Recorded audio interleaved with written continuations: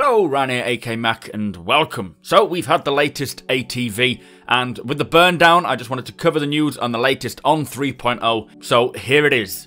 They have brought back the old style of the issues and bugs counting. Now we have a total of 197 issues, there are 17 blockers, 105 critical, 64 high, and 11 moderate, so I'm so grateful that they brought this back. The old style was very confusing. Starting with shipping and cargo, they've made lots of progress. They have resolved over 150 bugs and got all the shopping bugs and tasks pretty much complete now. Size 2 items in the back rooms of Dumper's Depot have been implemented. AI will still be very simple in 3.0 as it is just the starting point of subsumption, but it is a good starting point. And the cargo bay has had some love in the ships, allowing you to place boxes around the ships if a store is within that cargo bay without it having to take up the whole of the cargo area. So in missions, they've got lots of missions available in ENQUIRIES, but there are some missing that they want to get in. They have a play through the missions to make sure that they feel good and the people provide feedback for them. 7 more feature complete missions have been done, and there's only 4 more left until they're closed on that one. They're now focusing on bugs and smaller features, like adding auto turrets to space stations to give better defense from griefers. Also, something quite cool is that if you band a group of players into one mission and they all join your mission, they all get banded into the same dialogue as well, so whatever the mission is you're doing, they will hear the same dialogue and no one else will, which is very good. So it shows that there's a lot more multiplayer missions out there. It's not all free-for-all, you can actually play as a group. So in ships and vehicles, Item 2.0 UI and ship setup is being sorted out. They're all now using the 2.0 features. Beds, for example, for logging off and saving your progress. Lighting and operator seats are all getting set up. The Gladiator is also now functioning properly. There's no more animation glitches when you're trying to get in and out.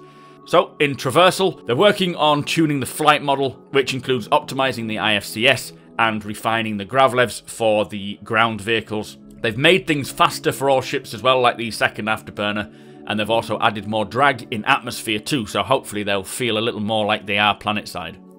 For the Mobiglass, the star map is getting fixed bug-wise. They're reviewing the last few details now.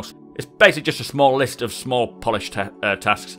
They want the first iteration of the star map to work well, but they are very much open to feedback and our thoughts of what we think about it, so when we do get our hands on it, be sure to give them on the spectrum. In Persistence, they've done a lot of work on locations, inventory, the item port system, well, everything. They're also finding some very rare bugs because of this, so tracking them down is quite difficult, but they're getting through them. They've also finished feature work on the Mobiglass inventory app, making it more user-friendly and easy for us to understand. Now finally, the performance and stability. When they release these patches to more people, like the ENQUIRIES, more issues arise which cannot be seen in-house, and so they're focusing on getting these bugs done as quickly as possible. 2/3 of these issues are crash reports. The main priority now is to get those sorted before the PTU release. For the network, they're focusing on optimization. They're looking at the game code, serialized variables, and looking into how to make the network code run a lot faster.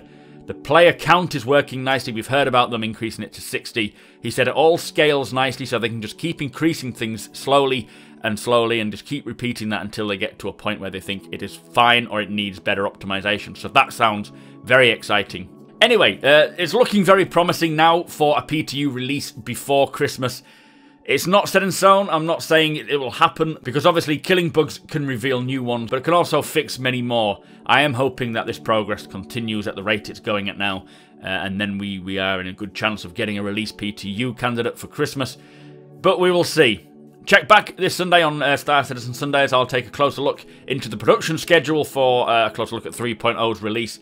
There's only about 30 hours left for this Mustang starter package, which includes Squadron 42. So be sure to follow the top link in my description to enter that one. Make sure you follow me here on YouTube, on Twitch, Instagram and Twitter, and I shall see you next time.